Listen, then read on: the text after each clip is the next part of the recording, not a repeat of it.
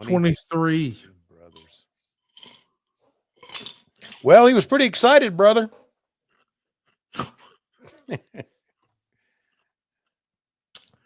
Here we go. We're going to get 15 minutes and 10 seconds here. And it was a very well received match, wasn't it? By the way, check out what Meltzer wrote here. Okay. Tony Schiavone was okay on play-by-play, considering that while usually it's a positive, on this show it was a major detriment working with the most dangerous color commentator on the face of Earth. Gene Okerlund was fine, and his health problems didn't hurt his performance, but he is physically showing the stress of his kidney problems more and more every time out. From most accounts, he took tremendous heat over the Mushnick article as well. Keiji Muto was at the show along with several reps from TV Asahi. He was shown several times at ringside, called the Great Muta, but didn't interfere or get involved in any way. Word we get is his appearance on television is a tease for an angle planned for the end of the year. So yeah, I thought that was interesting that they're talking about your commentary and Keiji Muto being there. And do you remember this show, like actually being at this show and the vibe about this first Hogan Vader match? Was there concern about what would happen when these guys were in there? Yeah. I think because we saw the angle too, when they played the package, there was real heat. Yeah. Between the two, what happened backstage there. So yeah, because I mean, let's talk about it like this. If this ended up being a shoot, right? Yeah. Who would win? I mean, Vader destroys him. You really think so? Oh yeah. I think for all of his luster and all of the character that he's portrayed and all the heat that he's taken, I think Hogan was a lot tougher than you thought back then.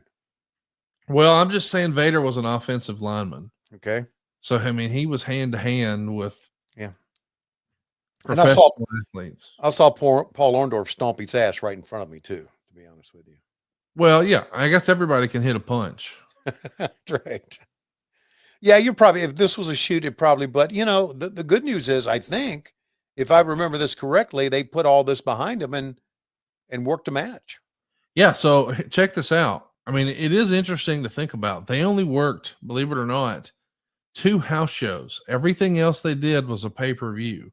This is the very first time Hogan's going to win by DQ in 15 minutes and 8 seconds. Okay. They do a house show a week later at the Rosemont Horizon in the suburbs of Chicago. Hogan wins by countout.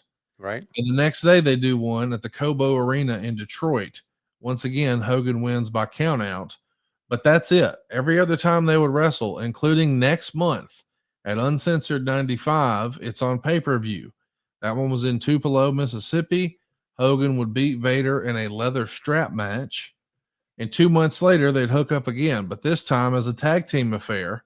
You've got Hogan and Savage on one side, Flair and Vader on the other for Slamboree 95, a Legends reunion at the Bayfront Center in St. Pete.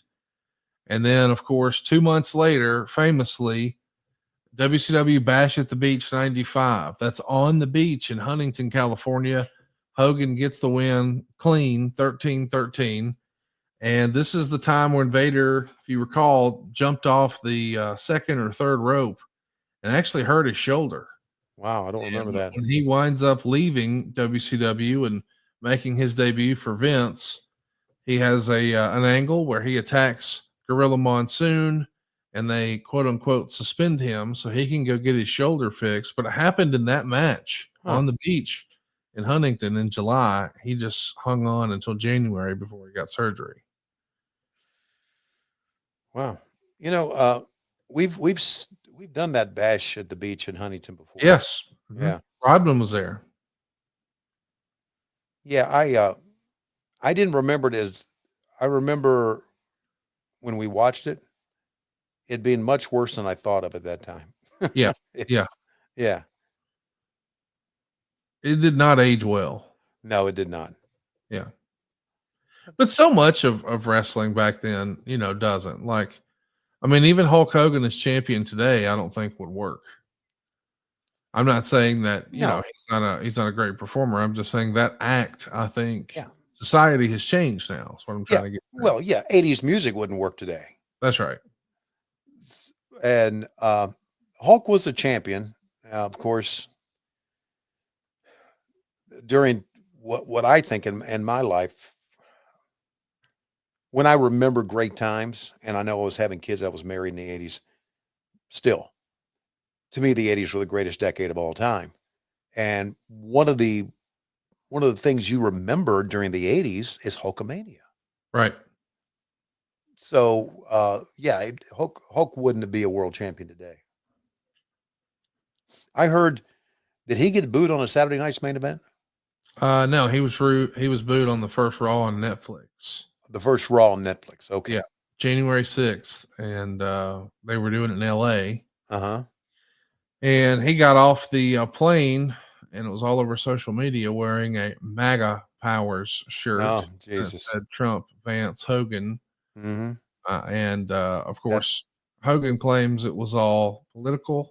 That's what we've heard him say on Pat McAfee's show. And even Pat said, and maybe some other stuff. Yeah. And Hogan kind of chuckled. So Yeah. we all know the elephant in the room. I am curious. Do you think, do you think that's something that Hogan can fix, or have at this point, have people got their minds made up and that's just what he's going to live with forever? He's going to live with that forever. I think so too. Yeah. I don't think he gives a shit. Oh, okay. I don't know. You may know, listen, you know Eric, and without trying to divulge any talk you've had with Eric, and I know he and Hulk are great friends. Yeah. I cannot imagine a guy like Hulk Hogan having to ever worry about money. Oh no, he doesn't have to. Okay. Like Thanks to that Gawker thing, he didn't have to do anything ever again. yeah. So I think even Hogan has said that, he's got a certain amount of money and he gets an allowance. And well, it's like the comedian Ron White once said, if I was ever financially set the rest of my life, there's a whole list of people I would tell kiss my ass. yeah. Yeah. I do think, that's the right idea. That's the right playbook. I've seen success after wrestling be. You find yourself a money guy. Uh-huh. When you start making a bunch, you start saving a bunch and giving it to that guy. Right. And then when you retire, you do so under his guidance, and they tell you, hey, I'm going to be able to get you blank per month. And you go, yeah. And then you're like, okay, yeah, I can do that. Right. And so now you've just got all that money rolling in, and you don't have to do anything anymore. Roll Tide. It's a fixed income, but it's a good income. I'm just saying, not a lot of wrestlers, I think that can be life after wrestling, but it can be. And I know it is for several. Yeah. I know it's not for many, but it can be. Well, some guys just can't get out of not being in the limelight.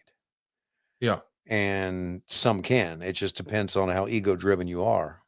And God, I haven't seen Hulk in forever. Forever. I don't think I've seen Hulk since we dissolved, to be honest with you. Oh, we got to fix that next time you're in Tampa.